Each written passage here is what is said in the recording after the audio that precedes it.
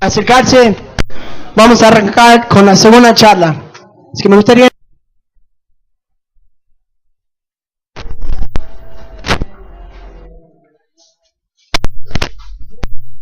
Qué precioso, Señor, estar delante de tu palabra. Abrimos este libro y sabemos que cuando lo abrimos tenemos la oportunidad del Dios que creó todas las cosas, el mismo Dios que creó galaxias que están a distancias inimaginables, que creó el ADN que está dentro de nuestro cuerpo, que creó los cielos y la tierra, que creó las montañas y los mares y los ríos, la diversidad de los animales. Tan solo con hablar, que vos dijiste y las cosas fueron creadas, que ese mismo Dios nos habla a través de tu palabra, de la palabra revelada en la Biblia, en las Escrituras. Qué privilegio que tenemos, Señor, abrir nuestra mente, nuestro corazón a entender las cosas que vamos a mirar en esta mañana, Señor, y en esta tarde. Utilízalo para desafiarnos, para movilizarnos a más fielmente obedecer lo que vos querés que hagamos como iglesia, de vivir la consejería bíblica dentro de la iglesia local. Te lo rogamos en el nombre de Jesucristo. Amén. Bueno, el título de la conferencia se llama La consejería bíblica en la iglesia local. Quería contarles un poco por qué estamos haciendo esto, cómo llegamos a esto. La consejería bíblica es algo, Ronnie mencionó para él, que hace unos años atrás, él pensaba que, bueno, él enseñaba, discipulaba, pero la consejería es para otros. Bueno, yo también, no fue hace tanto tiempo, que veía la consejería como algo que algunas personas hacen para las personas que tienen muchos problemas. Es decir, si en mi primer año de matrimonio, cuando hablamos, sería bueno que hablemos de estos problemas en nuestro matrimonio con alguien, había cierta vergüenza, decir, no podemos decir que tenemos que ir con un consejero, porque estamos admitiendo que tenemos problemas graves. Y mi concepto de la consejería era eso, era de que esto es algo que algunos hacen cuando realmente está muy complicada la situación. Bueno, esa visión errónea ha cambiado. Recuerdo hace unos años estuve en una conferencia misionera que nuestra iglesia hace para los misioneros, y una persona que en su momento trabajaba en la iglesia tiene sus estudios seculares en psicología, su doctorado en psicología, pero es un consejero bíblico que él dice que todo lo que él estudió no lo usa, no le sirve, que conoce las palabras, las categorías, pero que realmente no es lo que él utiliza para aconsejar. Y me acuerdo que él introdujo unos conceptos de una manera que yo nunca los había visto de esa manera, no fue hace tanto, 5 años atrás, y empecé a entender primero que la consejería bíblica realmente es la manera que Dios ha diseñado que nosotros recibamos consejo. Ya Ronnie nos habló un poco de qué es la consejería, yo le voy a hablar un poco del por qué, pero también que es algo que debería existir en toda la iglesia, que el discipulado y la consejería van juntos, que el discipulado involucra la consejería, que en un sentido son sinónimos, a veces depende cómo uno usa la palabra. Así que lo que hoy queremos hacer es, en este tiempo ahora, es responder la pregunta ¿por qué? ¿Por qué la consejería bíblica? Y yo quiero responder la pregunta de una manera muy específica. ¿Por qué en contraste con la psicología? Vivimos en una cultura donde la psicología es muy popular. Hay pocos países donde hay tanto énfasis en la psicología como Argentina. Francia es otro de esos países. Y creo que es importante hablar del por qué. Quizás algunas cosas que yo digo no vas a compartir. Tomo una postura para algunos quizás radical en esto. Así que lo que yo quiero hacer es presentar un caso, tratar de convencerles de algo. Esto va a ser una charla más teórica, con muchas citas. Enrique, que preparó el PowerPoint, dice, nunca preparó un PowerPoint con tantas citas. Así que bueno, si no llegan a anotarlas, son largas, simplemente va a quedar ese recurso, seguro lo ponemos en el internet. Pero quiero tratar de defender por qué es tan importante tener la consejería bíblica como la única manera que hacemos la consejería en la iglesia local. Ustedes tienen un paquete, no sé si alguien me presta uno. ¿Tienes uno acá? Hay varios autores que yo recomiendo. Uno es Jay Adams, el otro es MacArthur. Hay otros que en este momento no se consiguen, como Paul Tripp, Wayne Mack. Son autores que tienen excelente material en este tema que es la consejería bíblica. Y lo que les pusimos bajo permiso, fotocopiamos, logramos contactar al ministerio de MacArthur y nos dieron el permiso, y este libro te da el permiso de fotocopiar una porción. Son los libros, desafortunadamente comprábamos lo que había en la librería en Capital y ya se vendieron rápido todos. Pero bueno, capacitado para orientar, te da una idea más o menos de qué se trata el libro. Hay una introducción que está incluida y uno de los capítulos comparando la consejería bíblica con, por ejemplo, Rogers, la teoría de Rogers, que es alguien que hablaba de una de las teorías de la psicología. Y después el segmento que tienen con esta fotocopia es las preguntas frecuentes acerca de la consejería bíblica. Entonces hay muchas preguntas que quizás vos vas a tener, que de hecho va a haber una oportunidad para que las hagas acá mismo, pero también hay preguntas que acá están propuestas y respondidas. Por ejemplo, 374, he oído que quienes practican la consejería bíblica carecen de simpatía, son ruines y duros. ¿Es eso cierto? Desafortunadamente a veces la consejería bíblica ha sido tirar la Biblia sin compasión, sin escuchar, sin entender la situación. No es como debería ser la consejería bíblica. Esto les queda como recurso. Lo que queremos hablar entonces es ¿por qué? ¿Por qué la consejería bíblica? Número 1, 4 cosas que quisiera defender. La consejería bíblica tiene presuposiciones radicalmente distintas que la psicología. La consejería bíblica tiene presuposiciones radicalmente distintas que la psicología. La palabra psicología significa literalmente el estudio del alma. ¿Sí? Entonces, el psicólogo de alguna manera está haciendo lo mismo, en cuanto a su objetivo, que hacemos nosotros con la Biblia. Según una definición en Wikipedia, es la ciencia que trata la conducta y los procesos mentales de los individuos.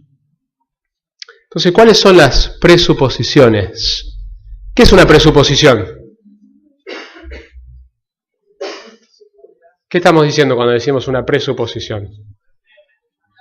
Ya asumimos algo como verdadero, ¿sí? Y sobre eso edificamos nuestra creencia. Por ejemplo, la ciencia, la filosofía que gobierna la ciencia, presupone que la verdad solamente se puede encontrar a través de los sentidos empíricos, a través de la observación empírica, ¿sí? Lo que es verdadero, por eso siempre decimos, no, esto está científicamente comprobado. Ah, tiene que ser verdad entonces.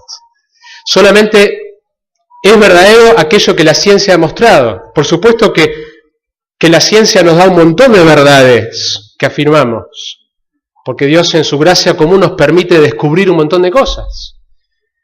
Hay medicinas, hay descubrimientos que la ciencia nos permite tratar enfermedades reales y funciona porque son verdaderas. Hay algunas presuposiciones que la psicología tiene y sobre eso se basa prácticamente todas las teorías. Entonces les cito de uno de los libros. Uno, la naturaleza humana es básicamente buena. Sí, hay un error ahí en mis notas. La naturaleza humana es básicamente buena. Entonces ya en el momento de que uno está dando consejo, porque un psicólogo, algunos no dan consejo, en realidad dejan que el cliente llegue a sus conclusiones, pero aún eso es un tipo de consejo, de que vos tenés el consejo que necesitas. Asume esto, asume que la naturaleza humana es básicamente buena. Número 2, las personas tienen las respuestas a sus problemas dentro de sí mismas. Entonces el lugar para buscar es mirar para adentro. Número 3, la clave para entender y corregir las actitudes y acciones de una persona yace en alguna parte de su pasado. Los problemas de los individuos son el resultado de lo que alguien les ha hecho. Es decir, el problema está, por un lado la solución está adentro, pero los problemas están afuera. Algo en mi historia, lo que esta persona hizo, mis circunstancias, etc. Y en realidad el cristianismo dice exactamente lo opuesto. El problema está adentro, la solución está afuera. En las Escrituras, en Dios, en Cristo. Los problemas humanos pueden ser puramente psicológicos en su naturaleza, sin relación con ninguna condición espiritual o física. Nosotros creemos que la Biblia enseña que el ser humano tiene esencialmente una parte material y una parte inmaterial. Y obviamente como pastor, como maestro de la palabra, no puedo dar consejos en cuanto a la parte material. Y es más, hay formas de depresión que tienen causas biológicas y que un médico debe examinarlas. Y un pastor no debe intentar, cuando hay una causa física, no debe intentar negar eso. Pero la parte inmaterial sí nos toca, como cristianos y como líderes. Los problemas profundamente arraigados solo los puede resolver un profesional mediante el uso de la terapia. Si es muy grave el problema, entonces tiene que ir al psicólogo. Las Escrituras, la oración y el Espíritu Santo son recursos inadecuados y simplistas para solucionar ciertos problemas. Este problema es demasiado profundo, entonces no alcanza lo que está en la Biblia, la oración no alcanza. La iglesia no tiene la respuesta para esta persona, porque es demasiado profundo, tiene que ir con un profesional. Así que esas son algunas de las presuposiciones de la psicología. En contraste, ¿cuáles son algunas de las presuposiciones? Nosotros también presuponemos, la Biblia presupone, cuando aceptamos que la Biblia es verdad, entonces estamos aceptando ciertas cosas que Dios dice que son verdad, que no se pueden observar con la ciencia. La Biblia trata cosas metafísicas, más allá de lo físico, más allá de lo material. Nos cuenta cosas que están adentro del ser humano que la ciencia no puede descubrir. Es más, la palabra revelación, por definición, significa esto. Significa que Dios toma la iniciativa de dar a conocer aquello que sería imposible que el hombre descubra por su propia iniciativa. Entonces nosotros tenemos una lupa para mirar adentro de la parte inmaterial del ser humano que ningún psicólogo posee sin las Escrituras. Porque el creador del hombre, que tiene una parte material y una parte inmaterial, que sabe cómo es esa parte inmaterial, sabe cuál es su problema, sabe cuál es la solución, nos dice cosas acerca de su problema y su solución. Esto no significa que la psicología no haga observaciones muy buenas. La psicología a veces puede hacer observaciones excelentes de personalidad, de la conducta, de la evolución de una etapa a otra. Pero muchas veces las soluciones son curitas, porque no puede ver lo que está dentro del hombre que Dios sí puede ver y su palabra sí puede ver. Entonces, algunas de las presuposiciones, una es la antropología. La antropología, según la Biblia, es muy distinta a la antropología que vas a aprender si estudias psicología. El estudio del hombre. ¿Quién es o qué es el hombre? Y la antropología está muy conectado en la psicología a la teoría de la evolución. Como la ciencia ya ha demostrado, ya nos muestra que la realidad es, la verdad es, que nosotros nos evolucionamos de otros seres vivos, que finalmente esa primera forma de vida tuvo un comienzo, que es la parte más difícil de explicar para los evolucionistas, pero tuvo un comienzo en una piedra, que finalmente vos y yo venimos de una piedra, Me acuerdo que tuve la oportunidad, fui de curiosidad, en la universidad había algo sobre los no recuerdo cuántos años de Darwin, y había un profesor que estaba a la luz del aniversario de Darwin, compartiendo, y él mismo compartía su lucha con esto. Finalmente, si lo creo totalmente, tengo que decir que yo vengo de una piedra. Pero sin embargo, está directamente conectado los comienzos de la psicología y las presuposiciones de la psicología con la teoría de la evolución, que dice que nosotros simplemente somos producto del tiempo y la casualidad y somos un animal más. Finalmente es eso. La antropología bíblica es muy distinta a la antropología aceptada por nuestra cultura. Si la cultura dice que nosotros somos producto del tiempo y el azar, Dios dice que somos creados a la imagen de Dios. Y muchos, por ser una cultura católica, tratan de mezclar estos conceptos. Bueno, la evolución de alguna manera es verdad, pero Dios en un momento, una vez estuvimos en el museo, estaba llevando un grupo de personas que estaban de visita acá, y el Museo de la Plata, como ustedes saben, está organizado todo a la luz del modelo de la evolución, y se dio cuenta la guía por las caras que estaban en desacuerdo con el modelo de la evolución, y dice, bueno, yo creo que Dios en un momento puso el alma en el ser humano. Bueno, eso es muy común, que hay cierta mezcla por el catolicismo de la cultura, es decir, de alguna manera Dios puso el alma en el ser humano. Pero por supuesto que no hay ninguna evidencia en la ciencia para eso.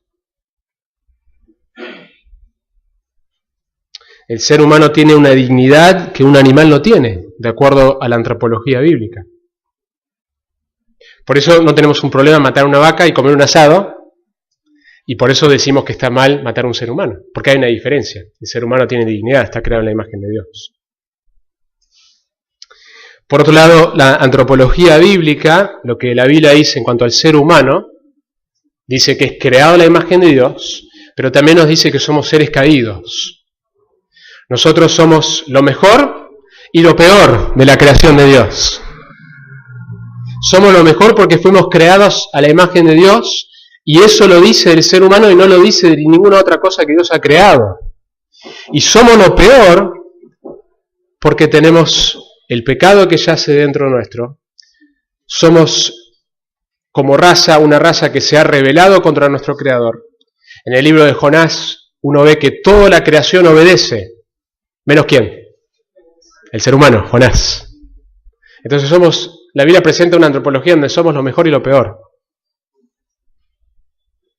Como un autor dijo que en el Evangelio descubrimos que somos peor de lo que pensábamos, pero que somos más amados de lo que jamás nos podríamos haber imaginado. Otra presuposición de la consejería bíblica es que la Biblia es la única fuente que tiene poder para producir verdaderos cambios, porque va a la raíz del problema.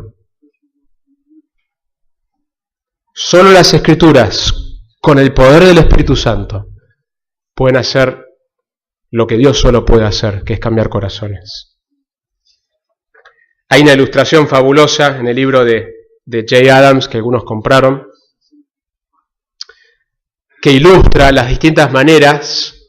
Jay Adams era un pastor presbiteriano que en ese momento no existía la consejería bíblica, él fue que lo comenzó esencialmente. Existía así la psicología utilizando versículos bíblicos, mezclándolo.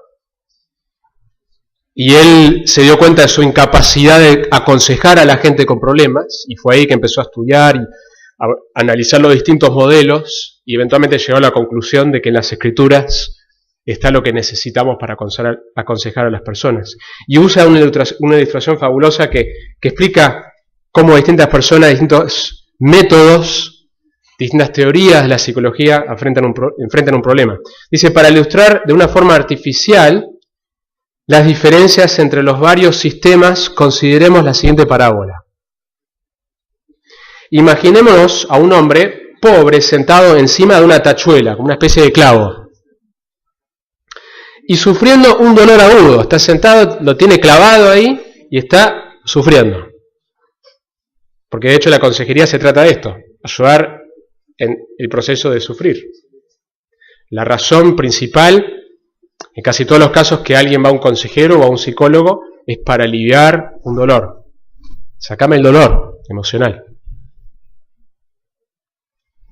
Se le acerca un consejero que sostiene un punto de vista somático o químico. Al escuchar las quejas del cliente le receta inmediatamente unos tranquilizantes. La solución es anestesiarle.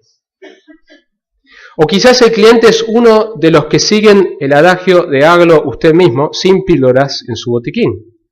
Puede recurrir a su propia solución química anestesiando su cerebro con alcohol. Si anda cerca a un especialista en cirugía, puede que sugiera que los nervios activados deberían ser seccionados. Esto eliminará los síntomas y dará descanso al paciente. Eliminemos la luz roja del tablero. Naturalmente también viene el analista freudiano que contempla la situación y dice: estos dolores se hallan localizados cerca del área sexual. Creo que lo mejor sería sondear las experiencias de la niñez del paciente y aprender algo acerca de sus primeras experiencias sexuales. Entonces es posible que nos sea posible ayudar a aliviar sus dolores, aunque naturalmente no se puede dar ninguna seguridad. Reconocemos que ha sido socializado erróneamente y que su superego es un tirano cruel. Si puede ser resocializado, es posible que mejore. A continuación entra un discípulo de Rogers. Rogers es otro tipo de filosofía en cuanto a el tratamiento adecuado de la psicología. Cuando el sufriente le pregunta qué es lo que tiene que hacer para conseguir un alivio, el terapeuta le replica: no voy a aconsejarte nada. Estoy seguro que dentro de ti mismo posees los recursos suficientes para solucionar esta dificultad. Te reflejaré de nuevo tus preguntas y te ayudaré a que clasifiques y a que consigas ver el asunto. Ahora, ¿dices que te hayas dividido en dos? Finalmente llega un consejero nutético, que es el término que introdujo Adams, basado en una palabra griega en Romanos, donde habla de aconsejar, definiendo la consejería bíblica. Mira alrededor y encuentra la tachuela debajo del cliente y le dice: sal de esta tachuela. Ahora que estás de pie, siéntate en esta otra silla y hablaremos de cómo puedes evitar sentarte en tachuelas en el futuro. Fabulosa la imagen. Entonces, el primer punto es es que la psicología, ¿por qué la consejería bíblica? Porque la consejería bíblica tiene presuposiciones radicalmente distintas a la psicología. Es importante saber, cuando nosotros estamos aceptando las teorías de la psicología en la iglesia, saber que estamos aceptando las presuposiciones antibíblicas de la psicología y sus teorías. Número 2. La meta de la consejería bíblica es distinta a la meta de la psicología. En un sentido son igual. En un sentido, toda forma de consejería bíblica o no bíblica tiene dos metas: entender el ser humano y mejorar su estado. Cualquier teoría, se llame bíblica, no se llame bíblica, sea Rogers, sea Freud, Skinner, tiene la misma idea, ¿sí? Entender el ser humano y mejorar su estado. Entonces, en un sentido, tienen esa similitud. Lo dice así un autor, que les conté antes, que estudió, sacó su doctorado en psicología y se dio cuenta que en la lucha con las escrituras y las teorías psicológicas dijo: no me sirve de nada esto, me sirve el título, pero no voy a usar nada de todo lo que estudié. Dice así: en la superficie, intentar responder esta pregunta pareciera extremadamente difícil y aún imposible. Esta pregunta de cuál es la meta de la consejería secular. Porque hay tantas metas de la consejería secular como hay consejeros seculares. Hay tantos propósitos de la consejería secular, o psicología secular, como hay teorías de la consejería secular. En realidad el objetivo fundamental de todos los empeños de consejería es el mismo. Ya sea cristiano o secular, centrado en Cristo, centrado en el hombre, enfocado en el problema, o enfocado en la solución, moderno o postmoderno, cognitivo o conductual, o alguna combinación de las dos, el objetivo fundamental de todos los empeños de consejería es entender y mejorar la condición del ser humano a quien se busca aconsejar. En el contexto profesional, el que busca consejería paga dinero para participar en un método para lograr entendimiento y mejoría o recibir algún tipo de guía para lograr una mejoría. Esa es la realidad. Y en la consejería o la psicología secular hay mejoras. Puede haber mejoras. Las mejoras internas, si la persona entonces está pensando con más claridad o se está sintiendo mejor o comportándose en maneras más aceptables socialmente, entonces la psicología secular mira eso y dice, acá está la mejora. Puede haber mejoras externas, encontrando un mejor trabajo, teniendo éxito financiero, teniendo ciertos logros académicos que antes no lograba, niños que obedecen mejor, mantenerse lejos de la crítica, la capacidad de tomar esa distancia. Tenemos un pastor que tiene muchos libros, que usa todo en sus títulos tóxico, sabrán a qué me refiero, emociones tóxicas, ¿sí? Y la idea es, hay que distanciarse, y esa es la mejora. Y todas estas cosas nos dan indicaciones de que el tratamiento fue exitoso. Quizás hasta mejoría en la apariencia física, como esos programas donde la mujer se viste mal y lo asesoran y de pronto usa la ropa adecuada y se siente mejor. Una mejora. Y este autor dice, la consejería secular puede, para algunas personas, lograr aliviar los síntomas del problema. De la misma manera que el medicamento para el dolor puede aliviar los síntomas de dolor de una herida física. Por lo tanto, la consejería secular puede ser útil en lograr metas temporales y no esenciales para la vida humana. Pero ¿cómo sabemos cuando una vida ha sido verdaderamente mejorada desde el punto de vista de Dios?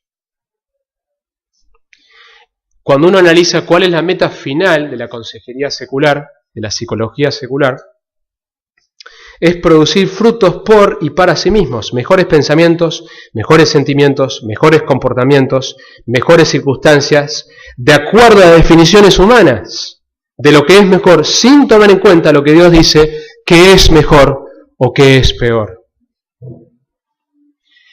Y el resultado es que el fruto de la consejería bíblica termina siendo varias cosas. Primero, una fe en la humanidad.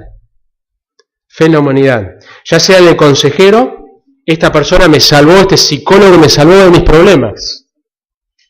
Ya sea si el método es más que el consejero está ahí para que vos descubras en uno mismo, en mi capacidad de resolver mis problemas, o ya sea en el proceso, en esta terapia. El fruto de la consejería secular termina siendo fe en la humanidad. No solamente esto, sino que el fruto de la consejería secular termina siendo un desdén por Dios y su palabra. Mirá cómo pude tener éxito y mejorar sin Dios, sin las Escrituras. Esa es la gran herejía de estos libros que nos hablan de todas estas cosas, de cómo mejorar las relaciones sin Dios. Eso es lo que Satanás ha querido de un principio, es que vos no necesites a Dios, que vos vivas una vida independiente de Dios. Y es ese el fruto de la consejería secular, lograr éxito, entre comillas, sin Dios. Otro fruto es una autosuficiencia que está motivado en el amor propio.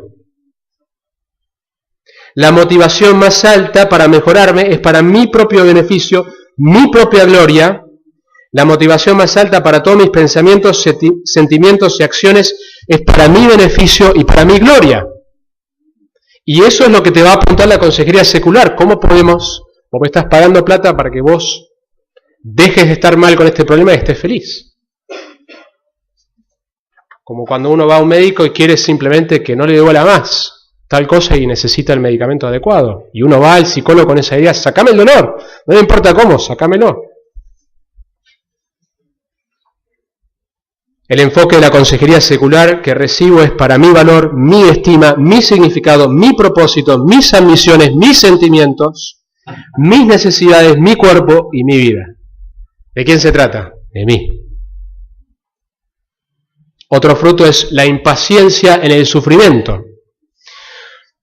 Como la idea es sacar este sufrimiento, si no me lo sacás, entonces voy a buscar a alguien que me lo logra sacar. Porque eso es lo que yo estoy buscando.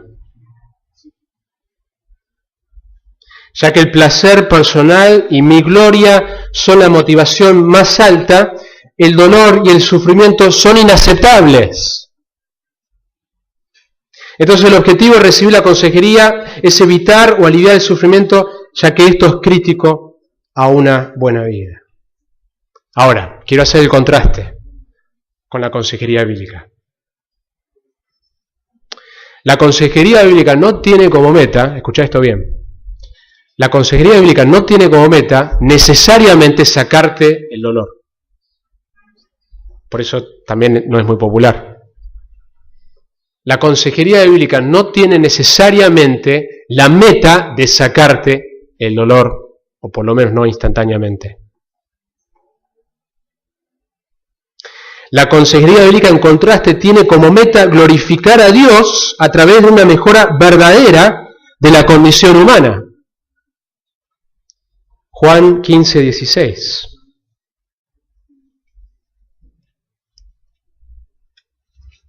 Creo que lo tienen ahí en la pantalla.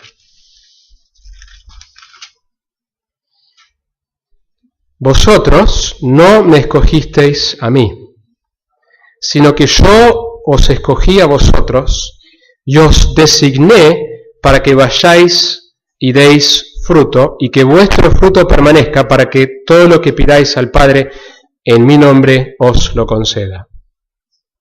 Si vos sos un cristiano, tu vida tiene una meta, según este versículo: dar fruto. Fruto espiritual, que tiene que ver con el Espíritu Santo produciendo su fruto en tu vida: amor, paz, paciencia, los frutos del Espíritu Santo. Fruto de tener una influencia espiritual en la vida de otras personas, como resultado de tu caminar cerca a Jesucristo. Es esa la meta. El texto no dice, salvo los cristianos que tienen problemas muy complicados, ellos no estoy esperando que ellos den fruto. Ellos sí tienen que buscar ayuda en un psicólogo, por lo que les pasó en la niñez. Con estos cristianos no, yo no espero que ellos den fruto. No, si sos un hijo de Dios, Dios quiere producir fruto en tu vida, sin excepción. Esa es la meta.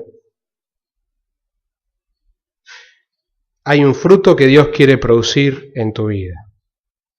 La consejería bíblica o transforma el corazón a un corazón que da fruto, o lo expone, mostrando su incapacidad o falta de disposición a dar fruto para él en un tiempo determinado. Es decir, desde el punto de vista humano, la consejería bíblica no siempre, entre comillas, funciona. Porque el corazón puede decir rechazar ese consejo. Y quizás buscar consejo en otro lado donde sí funciona. Entonces la meta es muy simple. La meta de la consejería bíblica es muy simple. Salvación, si la persona no es salva. Santificación, si es un hijo de Dios.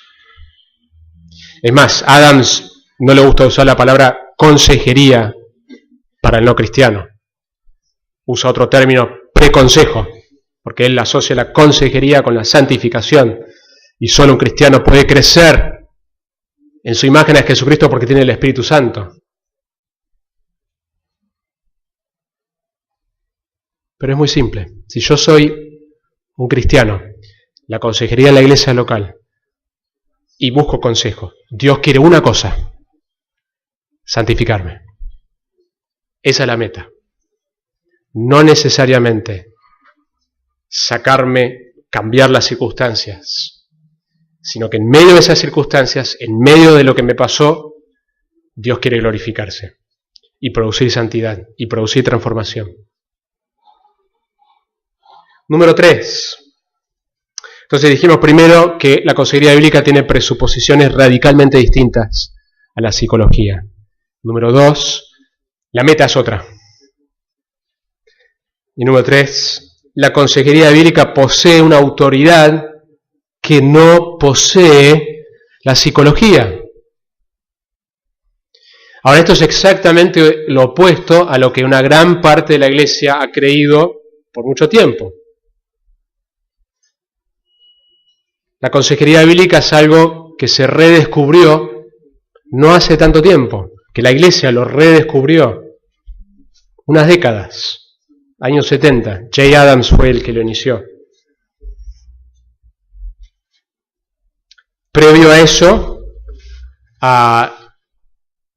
lo único que había en cuanto a consejo era, si había Biblia, era mezclado con las terapias. Es decir, yo uso la Biblia, pero porque tengo esta terapia de Rogers o de Freud o de Skinner o de quien sea, y voy a buscar algunos versículos para condimentarlo un poco.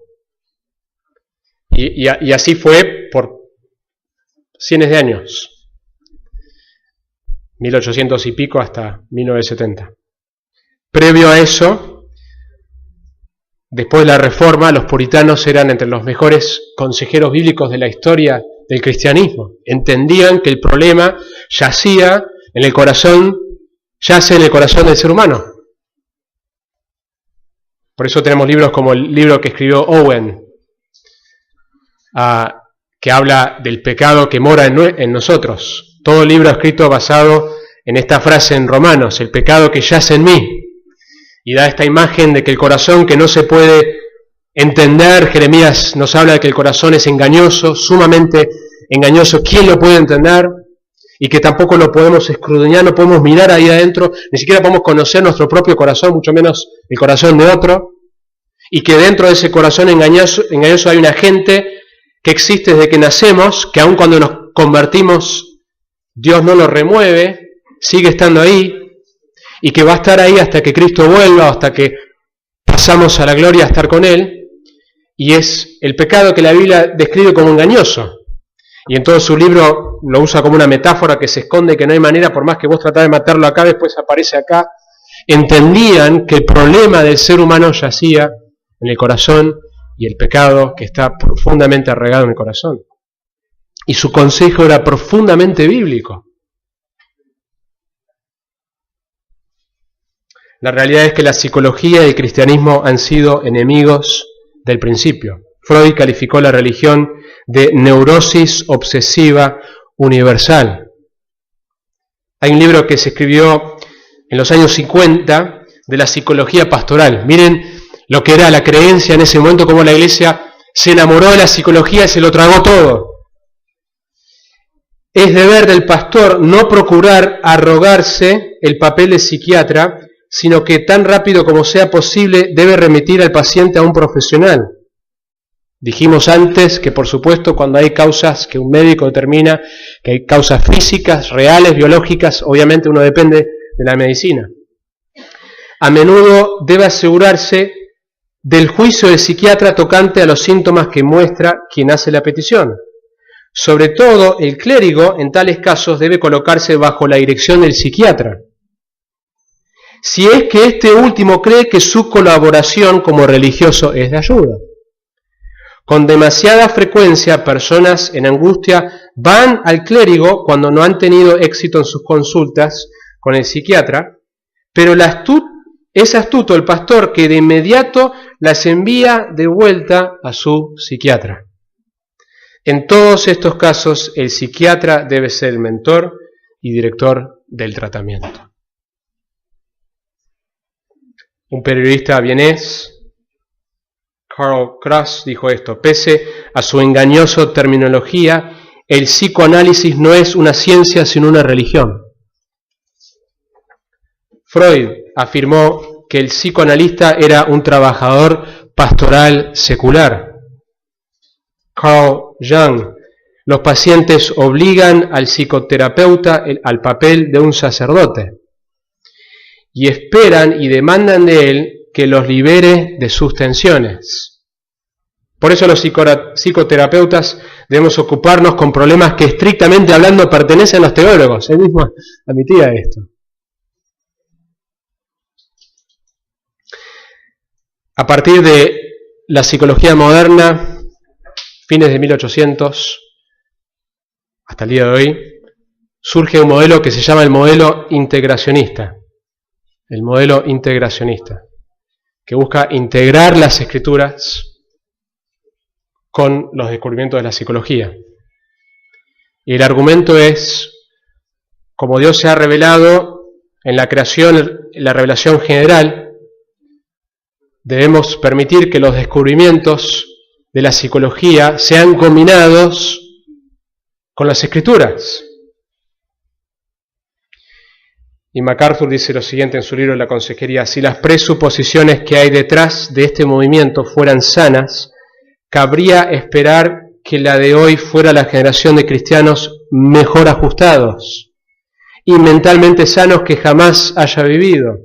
Después de todo, ha tenido beneficio de varias generaciones de expertos en psicología que dicen ser capaces de combinar tal conocimiento con las escrituras y hacerlo cristiano.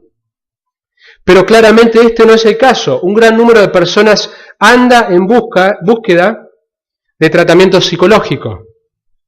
Más cristianos que nunca antes esperan su turno junto a las puertas de las clínicas y consejeros profesionales. En la última década y media, la psicología cristiana ha llegado a ser una industria que mueve miles de millones de dólares. Parece que millones de cristianos evangélicos son adictos a la terapia. Con esto surge una pregunta, que es la pregunta de la epistemología. La palabra significa una indagación de la naturaleza y origen del conocimiento. Los límites del conocimiento y la justificación al derecho al conocimiento. ¿Cómo sabemos que lo que pensamos que sabemos es verdad? Un ejemplo para explicar este concepto. Mi hijo, Tiago, que tiene 3 años, uso muchas ilustraciones para lo que saben de él porque todavía no entiende y no me puede reclamar que lo usé demasiado. Uno de esos días de rebeldía, es el carácter más fuerte de los 3, que más ha requerido disciplina. Lo estoy acomodando en el auto, aprovechándolo, medio de los gritos, medio resistiéndose. Y le dije: Tiago, yo estoy anhelando y orando que vos un día te conviertas en un cristiano. Que tengas el Espíritu de Dios para combatir tu pecado. Y le compartí el Evangelio. Yo sé que a los 3 años algo entendió, pero también no estaba esperando más que una semilla. Entonces le estoy hablando y le estoy diciendo: Tiago, la realidad es que todos somos pecadores, vos sos pecador, yo soy pecador. Yo no soy pecador. Lo primero que me dice. Y sí, la Biblia dice que sos pecador. Sigo, le explico que Cristo Jesús murió por sus pecados, que necesita arrepentirse y creer en Él como Salvador. 3 años le estoy explicando esto. Y que Dios lo ama. Yo lo amo aun cuando se porta mal. Mi amor nunca va a cambiar hacia Él. Y le terminé de explicarle el Evangelio y me mira y me dice: ¿quién te dijo eso? ¿Y vos cómo sabés? Y ahora es la pregunta que continuamente nos hace: ¿quién te dijo? ¿Y vos cómo sabés? Who told you that? How do you know? Y esa es la pregunta que nos hacemos. ¿Quién somos nosotros frente a un caso complicado para saber qué decirle? ¿Quién te dijo? ¿Cómo sabés? Bueno, eso es el tema de la epistemología. ¿De dónde proviene el conocimiento de lo que es verdadero? La consejería bíblica dice que proviene de las Escrituras. Así que te invito a, si tenés una Biblia, vamos a mirar algunos pasajes juntos. Segunda de Timoteo,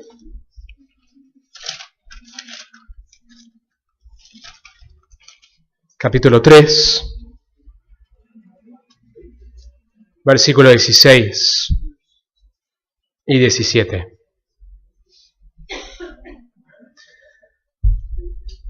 Toda escritura es inspirada por Dios y útil para enseñar, para reprender, para corregir, para instruir en justicia, a fin de que el hombre de Dios sea perfecto o completo, equipado para toda buena obra. Las obras que Dios quiere hacer a través de tu vida, las obras para las cuales fuiste salvo.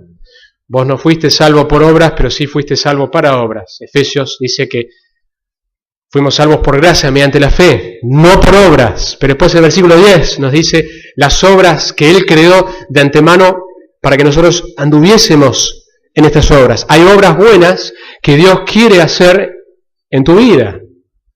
Y 2 Timoteo me dice que esas obras Dios te ha equipado para hacerlas en las Escrituras.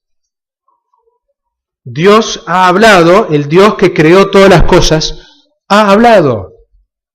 Y nos cuenta cosas que jamás podríamos descubrir por nuestra propia iniciativa. Es casi como que hacemos trampa, como consejeros bíblicos. Porque tenemos una información que alguien sin la Biblia no tiene. Tenemos una lupa de ver cosas, saber cosas verdaderas que otros no tienen. Salmo 119, 24. Está en la pantalla, me parece. Nos habla de las palabras de Dios, tus testimonios, y se presentan como consejeros. Consejeros. La palabra de Dios debería ser nuestro consejo. Las palabras, los versículos deberían ser nuestros mejores consejeros. 1 Corintios 3, este pasaje fabuloso.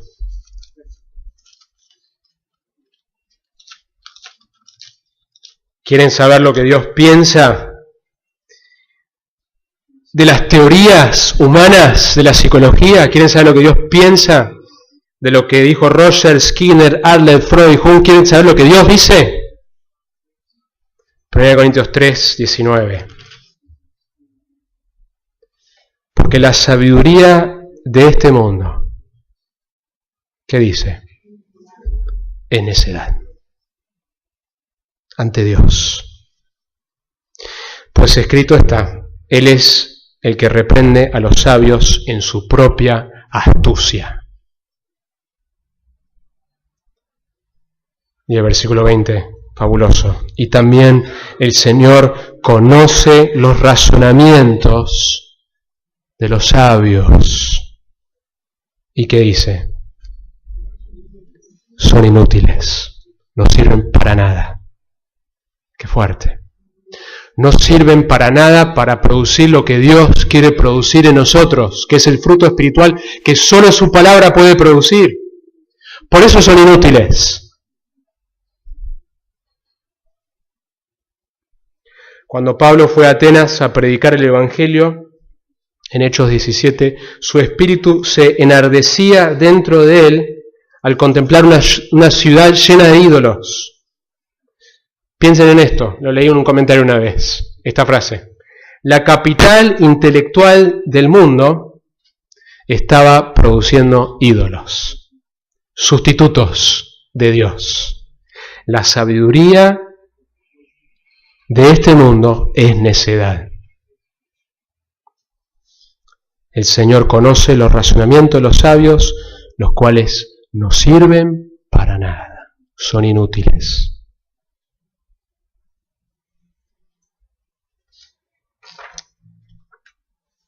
La realidad es que las teorías psicológicas son sustitutos de la palabra de Dios y su consejo. Como dije antes, ¿puede la psicología observar cosas? Claro que sí. ¿Hay algo de verdad en esas observaciones? Sí, muchas veces puede observar los síntomas, pero no tiene la respuesta al problema verdadero. Hebreos 4:12. Otro texto, si quieren mirar conmigo.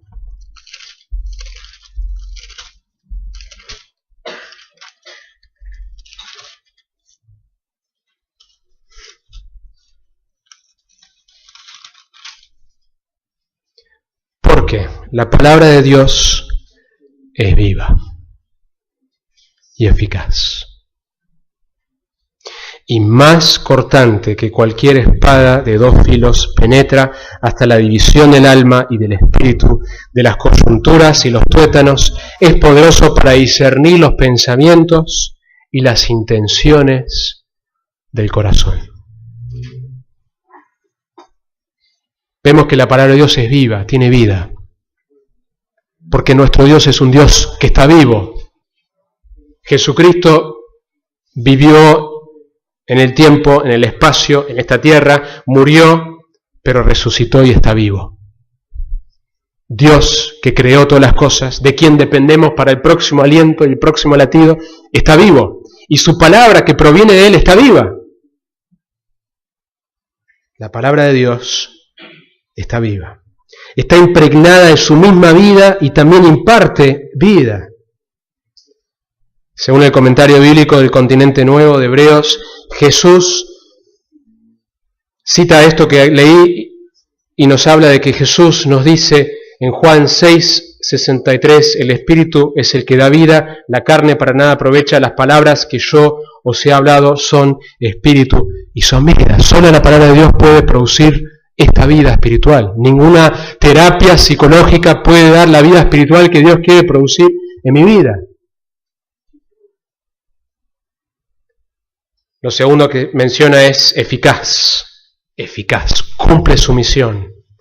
Tiene la capacidad de transformar. Menciona que es cortante y que penetra. Llega a donde ninguna espada humana o ningún instrumento humano, puedes agregar, donde ninguna terapia humana puede llegar. A lo más profundo del ser.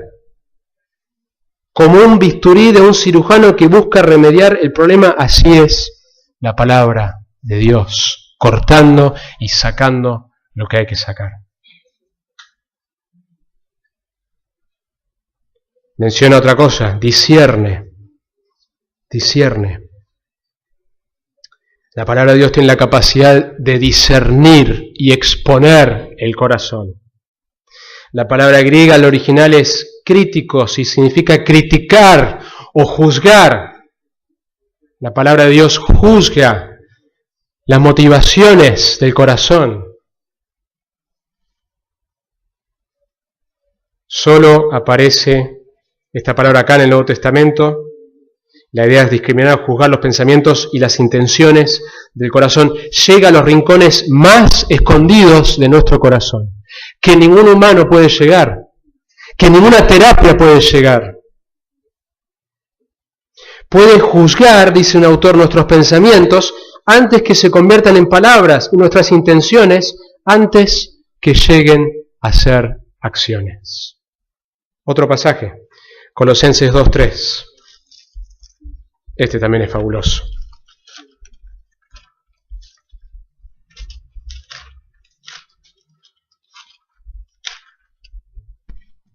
Está hablando de Jesucristo en versículo 2. Y llegamos al versículo 3, y dice, ¿en quién están escondidos todos los tesoros de la sabiduría, que tiene que ver con el conocimiento aplicado a la vida real y a los problemas reales? Como el libro de Proverbios, el principio de la sabiduría tiene que ver con una relación correcta con Dios, es el temor a Jehová, y del conocimiento. Si Cristo no es parte de mi consejo,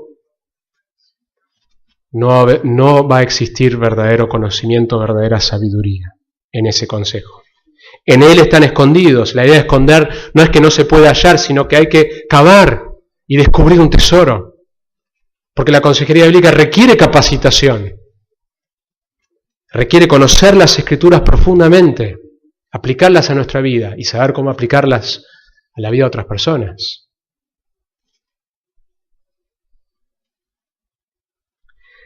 Un autor dijo que la mayoría de los psicólogos resumen el neognosticismo. ¿Saben lo que es el gnosticismo? Una enseñanza que estaba metido en la iglesia primitiva, que tiene que ver con gnosis, conocimiento, que solo un grupo de personas élite poseen el verdadero conocimiento. Pablo tuvo que continuamente atacar esta herejía que se estaba formando en la iglesia, de que solo algunas personas que tenían estas experiencias místicas y que decían que todo lo que es material es malo y lo espiritual es bueno, tenían este conocimiento oculto, secreto, especial. Entonces este autor habla de que de alguna manera la psicología es una especie de neognosticismo. Solo los profesionales tienen un conocimiento secreto del alma que vos no tenés. Y por eso necesitas depender de ellos. Dice, la mayoría de los psicólogos resumen el neognosticismo al decir que tiene un conocimiento secreto para solucionar problemas reales.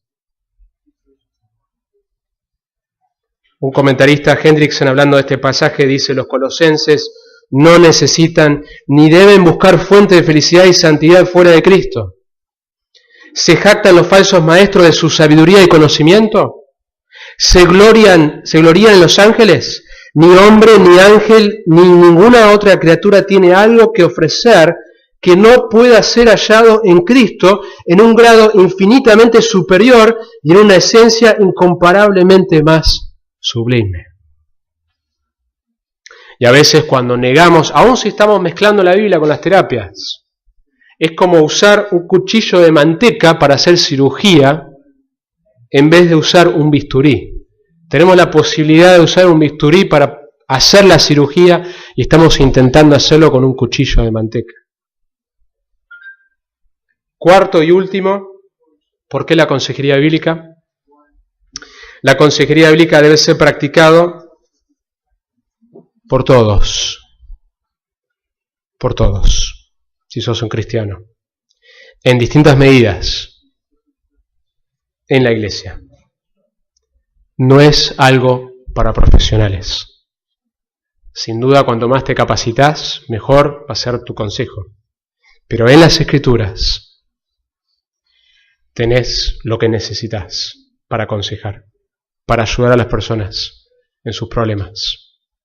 El Espíritu Santo está para auxiliarte. Dios mismo está ahí cuando abrís las Escrituras, en el momento que vos buscas aconsejar a otra persona. Otra cita.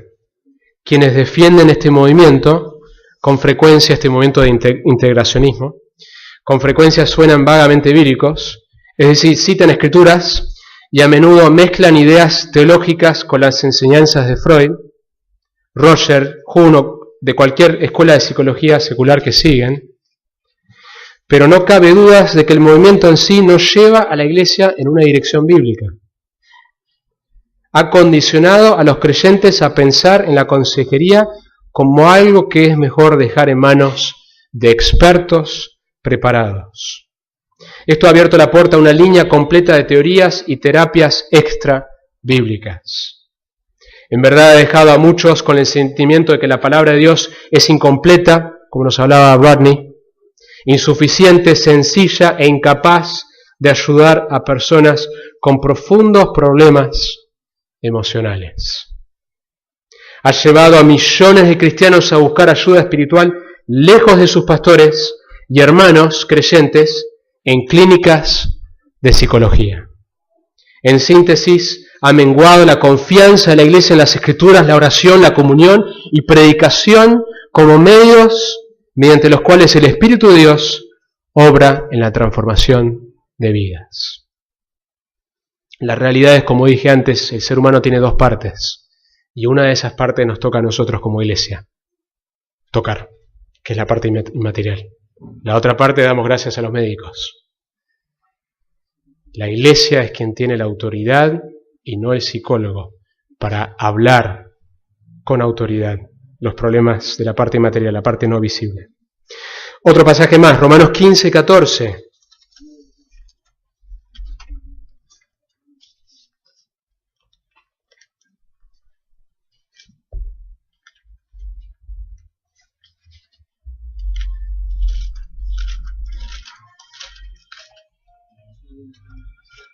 Dice así.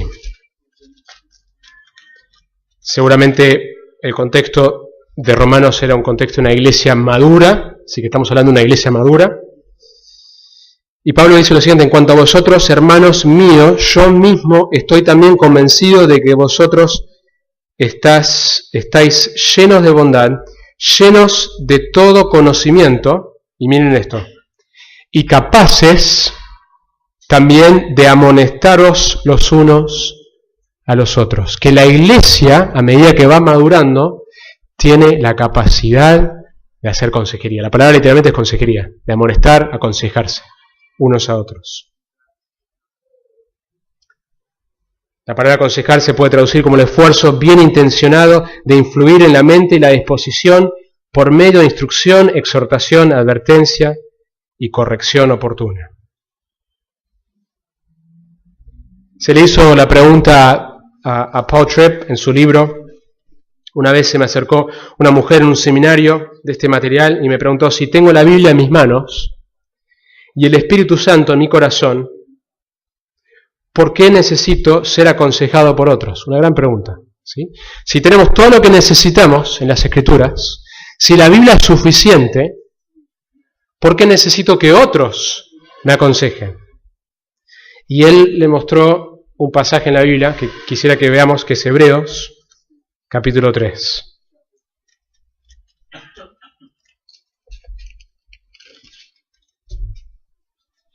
Versículo 12. Miren lo que dice, una exhortación a la iglesia.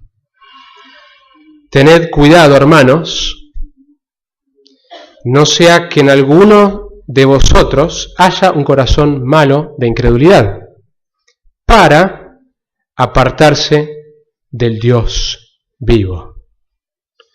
Entonces menciona el problema, el peligro de que dentro de la iglesia haya un corazón, alguien cuyo corazón está cayendo en la incredulidad y alejándose de su Dios. Y da la solución. Decile a esa persona que lea más su Biblia y que enfatice sus disciplinas espirituales en privado. No dice eso. Antes, exhortaos los unos a los otros cada día, mientras todavía se dice hoy. Y acá está la razón. No sea que alguno de vosotros sea endurecido por el engaño del pecado. No es que la Biblia no sea suficiente, sino que yo solo con la Biblia no es suficiente, no es el diseño de Dios, como nos compartía en la charla previa. De que el medio de Dios no es solamente yo solo con mi Biblia, sino es escuchar la palabra de Dios predicada y escucharla hablada, aconsejada, en exhortación, ánimo en el cuerpo de Cristo. Y la exhortación ni siquiera es para el que se está alejando, es para la iglesia que mire si hay alguien que se está alejando, porque ya está endurecido o ya está engañado, entonces no se va a dar cuenta de su necesidad de perseguirlo y hacer esto, exhortarlo con las Escrituras, aconsejarse, hacer consejería bíblica. Ni siquiera es dado el mandato al pastor, es dado a la iglesia. Es la iglesia que debería hacer esto. Algunos pasajes más que nos hablan de que la consejería bíblica es para todos, es para la iglesia. No es para un grupito, no es para cuando estás por divorciarte. Porque cada día vos y yo luchamos con el pecado y cada día necesitamos ser exhortados y animados con nuestra lucha con el pecado. Ciertamente hay personas que pueden estar más capacitadas para lidiar con situaciones difíciles, con las Escrituras, pero la realidad es que la consejería bíblica es algo que la iglesia debería practicar.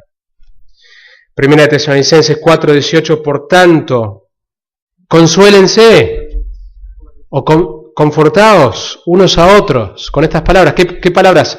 La doctrina de la segunda venida. La teología debería afectarnos de tal manera que lo usamos en las conversaciones y nos aconsejamos y nos animamos y nos consolamos.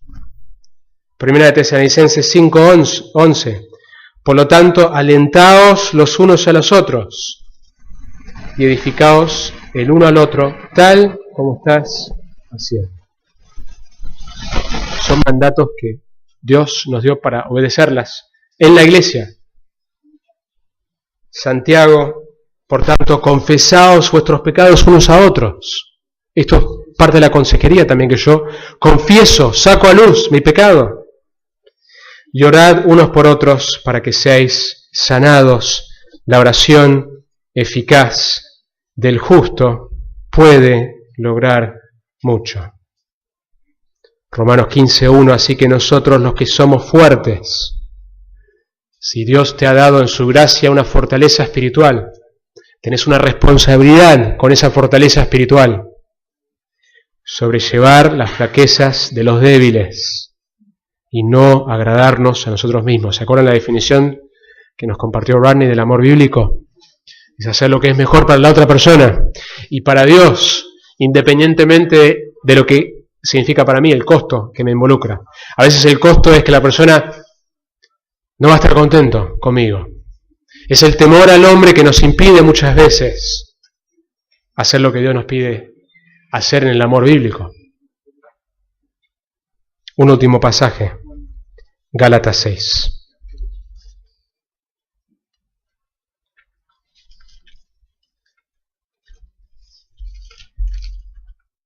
Hermanos, aún si alguno es sorprendido en alguna falta, si alguien está en pecado, vosotros que sois espirituales, no estás luchando con el mismo pecado, restaurarlo. Ese es el objetivo de guiar a las personas al arrepentimiento. Martín Lutero dijo que el arrepentimiento debería ser la experiencia continua del cristiano, que vivimos arrepintiéndonos de nuestro pecado. Restaurarlo en espíritu de mansedumbre, mirándote a ti mismo, no sea que tú también seas tentado. Llevad los unos las cargas de los otros y cumplid así la ley de Cristo. ¿Por qué debemos hacer consejería bíblica? Porque la meta de la consejería bíblica es muy distinta a la meta de la psicología. Porque las presuposiciones de la psicología son muy distintas a la consejería bíblica. Porque es algo que la Iglesia en su totalidad debería hacer. Y el tercer punto me lo olvidé ya. Si me lo olvidé yo, espero que no se lo hayan olvidado ustedes. La consejería bíblica posee una autoridad que no posee la psicología. Ahora la pregunta es, esto ha sido intencionalmente muy teórico, porque mi objetivo ha sido convencerlos de la necesidad de la consejería bíblica. La pregunta es ¿cómo? ¿Cómo lo hacemos en la práctica? Tienen que esperar la otra charla para enterarse de eso. Vamos a orar.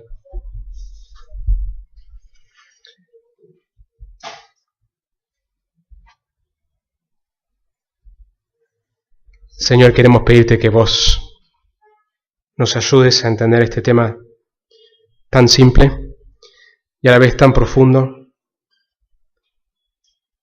Tu palabra no es complicada. El problema del ser humano no es complicado, pero sí hay una profundidad. En medio de la sencillez hay una profundidad del problema del ser humano. El pecado ha producido cosas terribles y en un sentido complicadas en nuestra vida. La consejería bíblica en un sentido no es complicada, es simple. Tiene como meta la salvación, si la persona todavía no es cristiana, o la santificación.